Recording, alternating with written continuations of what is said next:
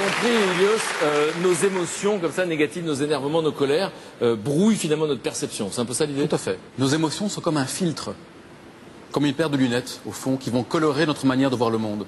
Lorsque nous sommes en colère, on a une paire de lunettes qui va nous faire voir le monde et les autres comment? En noir. En noir.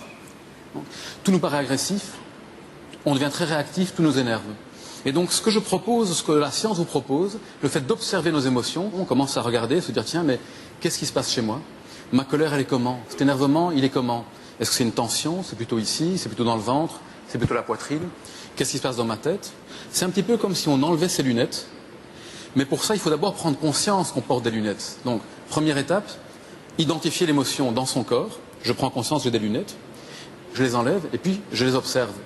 Et c'est toute la différence entre regarder le monde au travers de ses émotions ou pouvoir observer son émotion. Et les enlever, c'est prendre de la liberté, et liberté par la suite de choisir.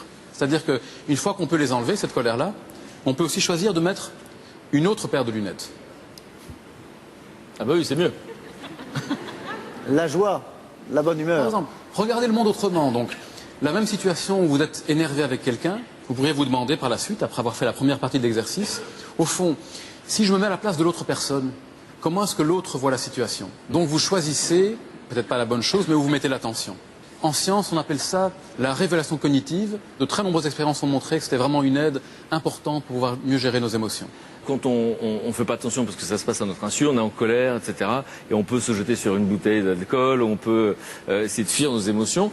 Le fait d'observer nos émotions et nos sensations, d'accord, là aussi ça a été prouvé scientifiquement, il y a des conséquences directes sur les comportements compulsifs. Oui.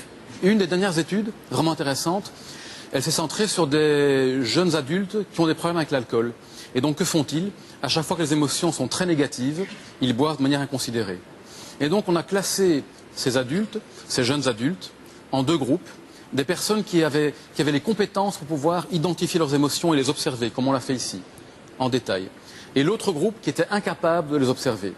Et ce qu'on voit sur les graphiques, devant vous ici, celui de gauche, c'est que lorsqu'il n'y a pas d'émotions désagréables, le nombre de boissons, de verres d'alcool qu'ils boivent est équivalent. Par contre, le graphique de droite, en rose, les personnes qui sont capables d'observer les émotions, en vert, les personnes qui ne sont pas capables d'observer les émotions, et lorsqu'il y a une émotion négative, difficile, les personnes qui sont incapables d'accepter et d'observer leurs émotions boivent beaucoup plus de verres d'alcool que les autres. Et donc, sur un mois, les personnes qui savent accepter les émotions boivent en moyenne une 50aine de verres d'alcool et les autres plus de 80.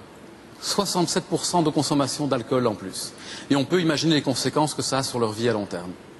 Donc le simple fait d'observer ces émotions, d'observer ce qui se passe, ça évite d'être en automatique, d'avoir ce genre de comportement qui est compulsif et parfois destructeur. C'est un peu ça l'idée. Oui. Hein. Alors plus de 45 études randomisées cliniques ont montré aujourd'hui que le fait d'accepter ces émotions avait des effets énormes sur notre vie dans différents champs, autant l'anxiété, la dépression et d'autres comportements difficiles.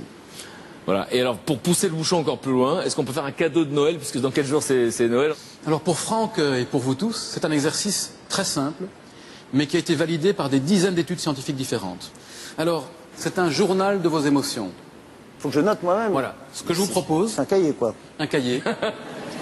Justement, on va voir. C'est mon cadeau de Noël. Ouais. C'est votre cadeau de Ah, je Noël. croyais qu'il était garé devant. Enfin bon, maintenant, j'avais un peu glissé des trucs sur les voitures, tout ça. Je me suis dit, ils vont me faire un cadeau qui est garé devant. Mais il y a des choses précises à Et faire. un petit cahier. Vide. Eh ben justement, Alors, si vous le Franck, remplissez, vous allez vous rendre un service énorme. Regardez bien. Si vous le pratiquez de manière régulière, ce qui va se passer, on a vu l'effet par exemple sur les plaintes somatiques, c'est-à-dire que vous avez moins de problèmes au niveau physique. On a vu que si vous le pratiquez, il y a moins de visites chez les médecins dans les mois qui vont suivre. On a vu que si vous le pratiquez, ça va même changer le taux d'anticorps dans votre système immunitaire. Et de quoi parlez-vous? Du sexe? Le sexe a les mêmes effets. Tous les jours, prenez un moment qui peut être entre 5 et 10 minutes.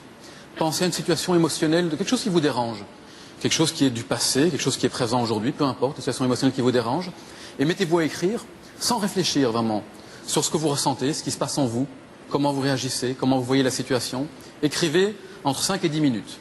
Ensuite, une fois que c'est fait, déposez le cahier et prenez un moment tout simplement pour observer dans votre corps ce qui se passe à ce moment-là. Le fait de l'avoir écrit. De l'avoir Le écrit. fait de l'avoir écrit, parce que ça va réveiller des émotions évidemment. Si vous écrivez sur des choses qui vous dérangent ou qui sont difficiles, qui ne sont pas réglées, ça va réveiller des émotions. Arrêtez-vous un moment, observez ce qui se passe là. une troisième étape qui est le changement de lunettes. Posez-vous la question, tiens, au fond, si je voyais cette chose-là différemment, s'il y avait un cadeau là derrière, s'il y avait un autre point de vue, ça serait quoi? Et n'attendez pas une réponse, posez-vous uniquement la question. Puis refermez le cahier et recommencez la fois d'après.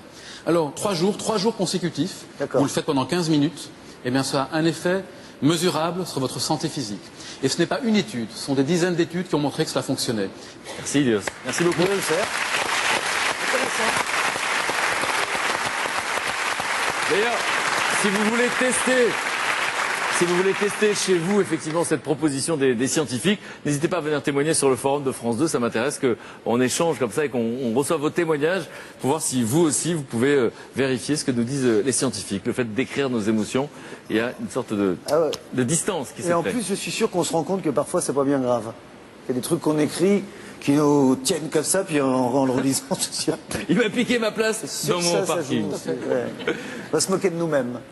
Exactement. Alors, juste un mot, c'est que Ilios ici présent est en train de lancer une grande étude internationale. Vous pouvez y participer et connaître votre taux de bonheur. Oui, alors nous lançons une étude en collaboration avec nos collègues de Harvard et de Yale, et avec l'université bien sûr de Louvain.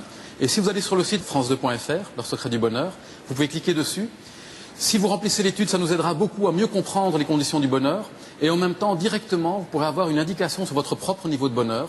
Nous reparlerons de l'étude dans le prochain numéro, en vous donnant quelques résultats. Voilà, merci pour ça. Merci Ilios. Alors, je vous propose de terminer cette émission par quelques images qui nous donnent la chair de poule. C'est un phénomène sur Internet. Plus de 10 millions de personnes l'ont vu.